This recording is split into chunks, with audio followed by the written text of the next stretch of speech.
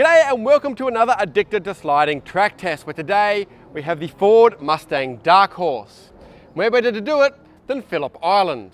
So, is it any good? Let's hit the track and find out. But before that, like this video, subscribe to the channel, and give me a comment down below with the cars you want to see me test.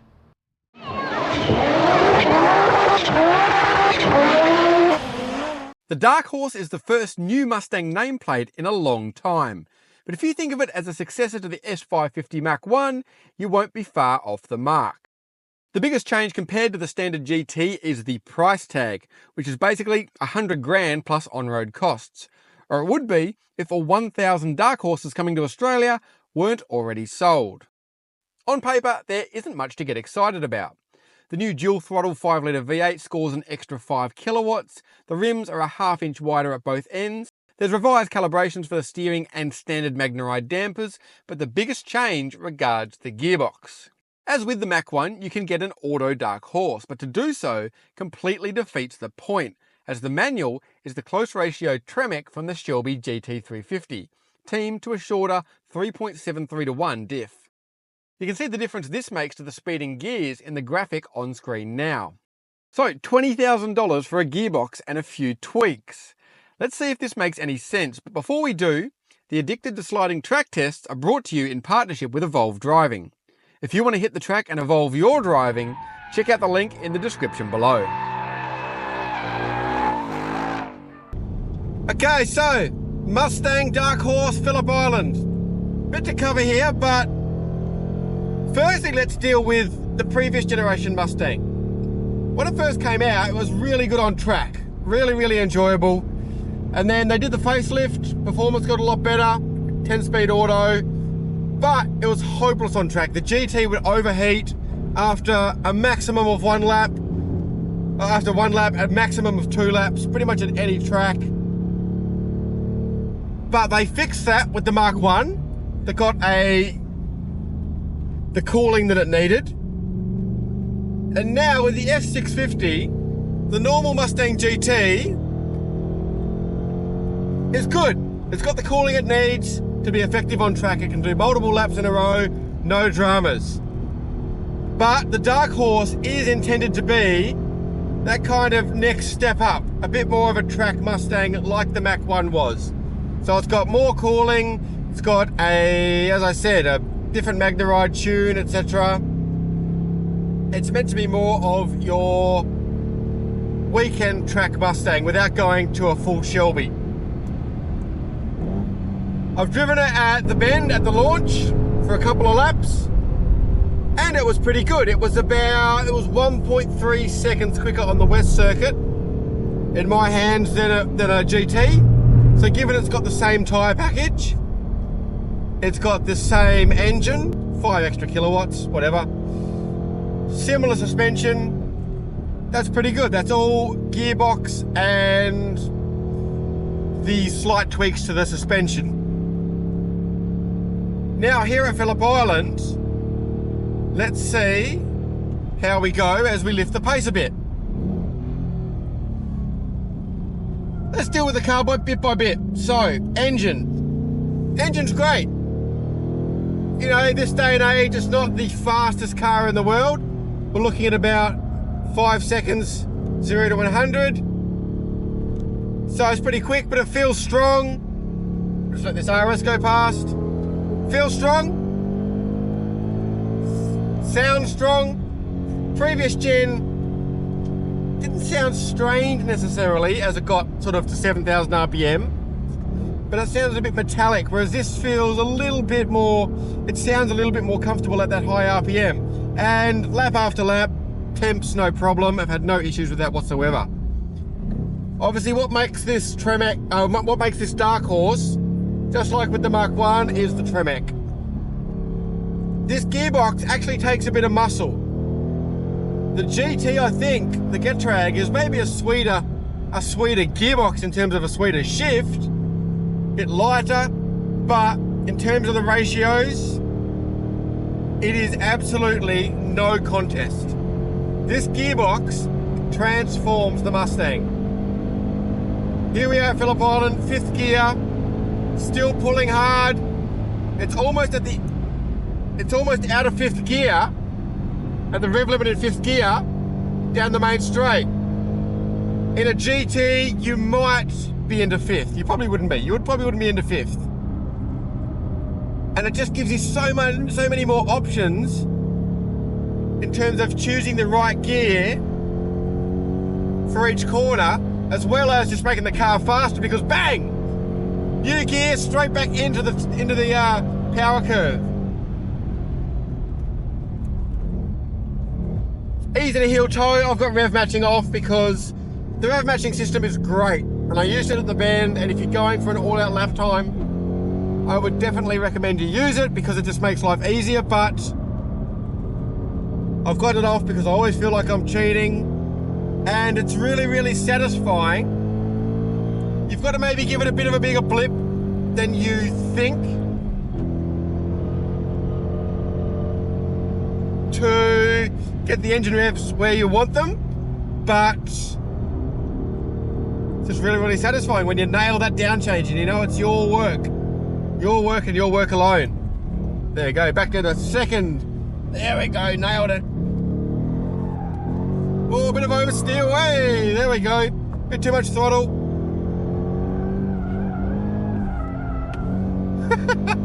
Tires are hot.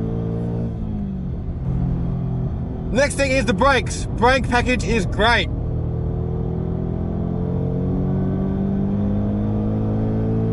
Heaps of stopping power. Really good fade resistance. Really good fade resistance. Like coming into the turn 4 here, stop it. It feels like a heavy car under brakes, but they absolutely are up to the task lap after lap, which is really impressive. It's the same with the Mustang GT, it's the same brake package, but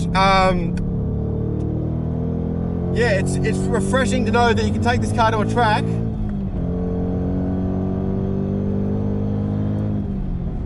and not have to worry about putting up with the brake fade, as long as you're not too silly with them. And now let's deal with the handling. In general, it's really good, okay? As far as the Mustang goes, I've got it in track mode. This has got obviously the Magnum Ride dampers as standard.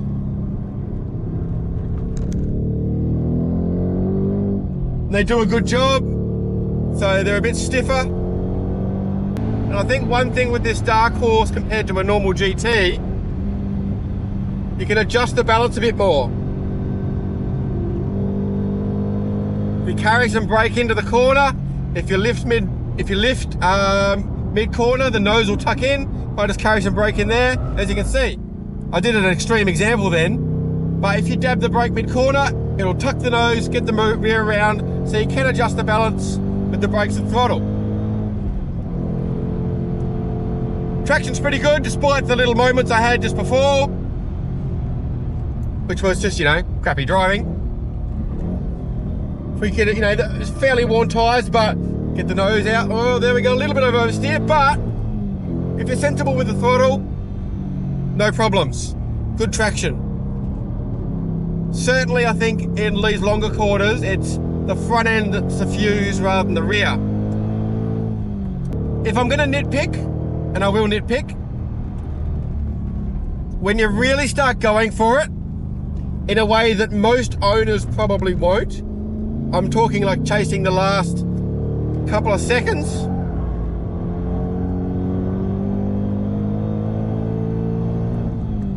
it starts to feel what it is, which is quite a heavy muscle car. If you really want to start leaning on the car and getting the most out of it, you start to notice your weight. It starts to feel a little bit scrappy. You want a little bit more accuracy. It's the point where you'd want the handling package that you can get in the US and you can get in Australia, but just not officially. You want more tyre, you want ideally a little bit less weight, probably a bit more camber, stuff like that, to just sharpen it up and give it a bit more of a platform to lean on. But certainly up to like 8.5, 9/10. This thing's really good. It's easy to drive, it's accurate, it's fun. Got strong brakes. I brake myself a little bit there. A little bit oversteer, dodged some Cape Barren geese.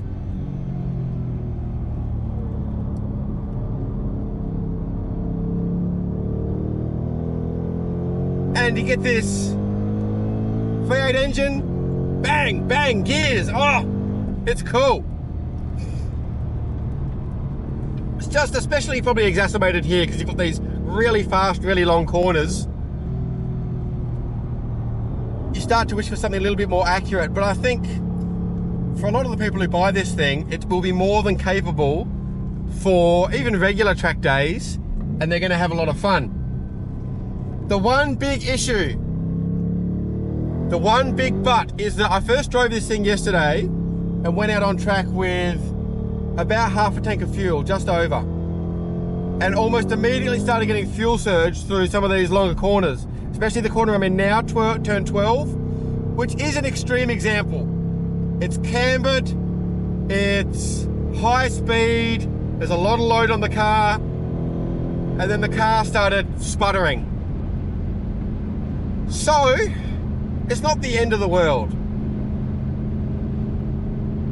Just keep the tank topped up, you know, just top it up every session or whatnot, and you'll be fine.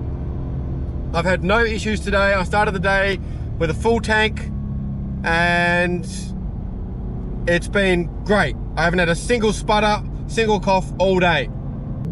But it is slightly disappointing in a car that supposedly has some track chops.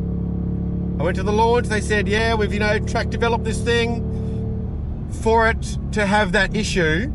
If it was with 20% fuel or the fuel light was on, no issue. All cars will do that, that's almost inevitable. But to have half a tank and have the car start to cough, apparently it's pretty common with Mustangs, just something to do with the, you know, just the pickup location or the way it's mounted.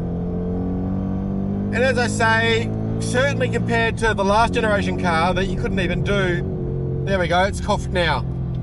So certainly compared to the last generation car, where you couldn't even do a couple of laps in the standard GT at least, the Mustang Mark 1 was different. It's a lot better, but I wish there wasn't a but. I wish I could have just said, this thing is bang on. Maybe not to the absolute limit, but you can drive it all day. And you can drive it all day, it's just, you know, make sure the tank's topped up. But otherwise, I mean, it's a really good package. Sounds great, gearbox is great, handling is very, very good. Certainly up to, you know, 85, 90%. The brakes are strong, there are no heat issues. Ford has done a really good job with this car. Really the only nitpick is that fuel issue, and if you want to regularly track it, set a nice wide cup too, won't go astray. So I'll put up a lap now of me actually having a crack. We'll see what, you know, time we can get out of it, relatively speaking. I'm not going to say it's the best time that anyone's ever done. Hopefully you've enjoyed this video.